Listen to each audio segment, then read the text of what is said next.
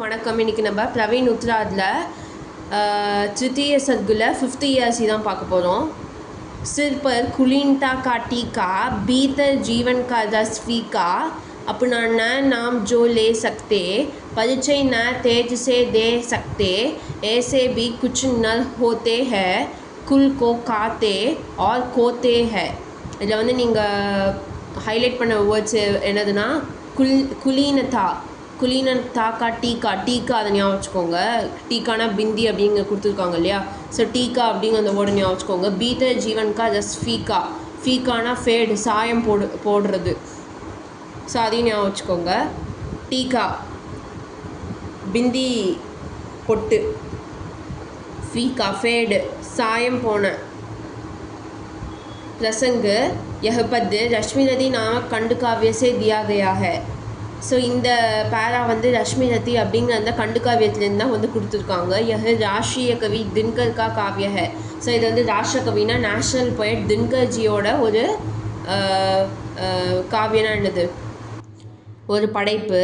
संदर्भ श्री कृष्ण शांति की स्थापना करना चाहते हैं. அதாவது ஸ்ரீகிருஷ்ணன் வந்து அமைதியை வந்து நிலநாட்டணும் அப்படின்னு நினைக்கிறாரு.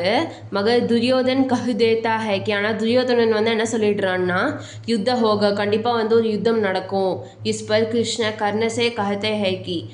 ஸோ இதை பேஸ் பண்ணி கிருஷ்ணர் வந்து கர்ணன் கிட்ட என்ன சொல்கிறாருன்னா தும்பி குந்தி புத்திர ஹோ, நீயும் வந்து குந்தியோட புதல்வன் தான். அதுவும் நீ வந்து குந்தியோட ஃபஸ்ட்டு புதல்வன் தான்.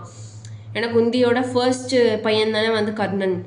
तुम पांडवों से मिल जाओगे तो युद्ध ठल जाएगा. நீ வந்து பாண்டவர்களோட சேர்ந்து மீட் பண்ணலாம், பாண்டவர்களோட சேர்ந்துட்டுனா யுத்தமே நடக்காது அப்படின்னு கிருஷ்ணர் வந்து கர்ணன் கிட்ட சொல்கிறாரு. கர்ண ஸ்ரீ கிருஷ்ண கா யஹ் பிரஸ்தாவ் अस्वीकार करता है. ஆனால் கர்ணன் வந்து ஸ்ரீகிருஷ்ணரோட இந்த ஒரு அழைப்பை வந்து ஏற்றுக்கல. अस्वीकारனா அக்செப்ட் பண்ணிக்கல. इसके कई कारण बताते हैं. ஸோ இதுக்கு வந்து நிறைய ரீசன்ஸ் வந்து சொல்லியிருக்காங்க. இஸ் சந்தர்ப்பமே वह கிருஷ்ண சே யோ கஹத்தா ஹை. ஸோ இந்த சந்தர்ப்பத்தில் வந்து கர்ணன் வந்து கிருஷ்ணர்கிட்ட இந்த மாதிரி சொல்கிறாரு. व्याख्यान एक्सप्लेनेशन கர்ண ஸ்ரீகிருஷ்ண சே கஹத்தா ஹை கி. ஸோ கர்ணன் வந்து ஸ்ரீகிருஷ்ணர்கிட்ட என்ன சொல்கிறாருன்னா துனியா மே 2 प्रकार के लोग होते हैं.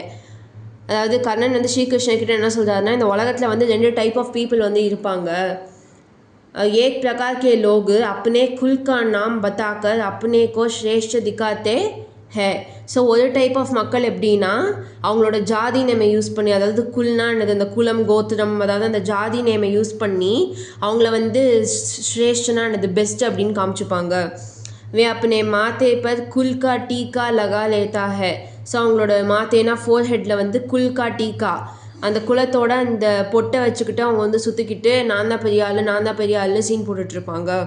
வாஸ்தவமே உன்கா ஜீவன் நீரஸ் ஹோத்தா ஹே. ஆனால் உண்மையாக அவங்களோட வாழ்க்கை வந்து நாசமாக தான் போயிருக்கும். ஏசே லோக் பூர்வஜோங்கி கீர்த்தி சே யக்ஷ கமாத்தே ஹே. ஸோ இந்த மாதிரி ஆளுங்க எல்லாருமே வந்து பூர்வஜோன்னா ஆன்சிஸ்டர்ஸோட அந்த என்னது உழைப்பு, நம்பிக்கை, கஷ்டம் அது எல்லாத்தையுமே வச்சே இவங்க வாழ்ந்துருவாங்க. சே யஷ் கமாத்தே ஹே, நல்லா சம்பாதிப்பாங்க. அதாவது ஆன்சிஸ்டர்ஸோட சொத்தை வச்சே இவங்களும் நல்லா சம்பாதிச்சு வாழ்ந்துருவாங்க. வே அப்பனா நாம் நஹி லே சக்தே ஹே. அவங்க வந்து ஹார்ட் ஒர்க் பண்ணணும், தன்னோட முயற்சியில் வந்து முன்னிலைக்கு வரணும் அப்படின்னு நினைக்கவே மாட்டாங்க. चूँकि वे निस्तेज होते हैं इसलिए वे अपनी शक्ति का परिचय नहीं दे सकते. क्योंकि ஏன்னா வே நிஸ்தேஜ் ஹோத்தே ஹே, அவங்க வந்து ஹார்ட் ஒர்க்கு ஃபாஸ்ட்னஸ் அவங்கக்கிட்ட எதுவுமே இல்லாததுனால வே அப்பனி சக்தி கா பரிச்சை நஹி தே சக்தி. அவங்களுக்கு வந்து அவங்களோட உண்மையான கேப்பபிலிட்டி என்னன்னே தெரியாது, உண்மையான சக்தி என்னன்னே தெரியாது. ஏசே நற்குல் கோ ஸ்வயன் நஷ்ட் கர் தேத்தே ஹே. ஸோ இந்த மாதிரி ஒரு குலத்துக்கு நர்னானது ஆம்பளை குலத்துக்கு வந்து அவங்களே அவங்க தலையில் சூனியம் வச்சுக்கிற மாதிரி. ஏன்னா அவங்க வந்து கஷ்டப்பட்டு உழைக்காமல் ஆன்செஸ்டர்ஸ் கிட்ட இருக்கிற எல்லா சத்தையுமே வச்சு வாழ்ந்துடலான்னு நினச்சா வாழ முடியாது. உன் லோகோं की कमज़ोरी के कारण उनका कुल नष्ट हो जाता है. ஸோ அந்த மாதிரி மக்களோட கம்சோரினா வீக்னஸ் காரணமாக உன்கா குல் அவங்களோட அந்த குலமே வந்து நாசமாக போயிடும். ஹார்ட் ஒர்க் பண்ணால் தான் எதுவாக இருந்தாலும் கிடைக்கும், இல்லாட்டி கிடைக்காது. विशेषता यह पद कवि के तर्क करने की क्षमता को साबित करता है. ஸோ இந்த பேரா வந்து கவிஞரோட ஆர்கியூமெண்ட் பண்ணக்கூடிய அந்த சைடை வந்து எபிலிட்டியை வந்து நமக்கு காமிக்குது. கவி हमें वह सीख देते हैं कि कविஞர் நமக்கு வந்து என்ன சொல்லி தரார்னா हमें अपनी क्षमता से श्री संपन्न होना चाहिए. நம்மளோட கேப்பபிலிட்டிக்கு ரொம்ப உண்மையாகவும் நியாயமாகவும் இருக்கணும். அதை வந்து நம்ம டெவலப் பண்ணிக்கிட்டே இருக்கணும். बाप दातों की दी संपत्ति से नहीं. அப்பா தாத்தா சொத்தை வச்சுக்கிட்டு நம்ம சுற்றிட்டு இருக்கக்கூடாது.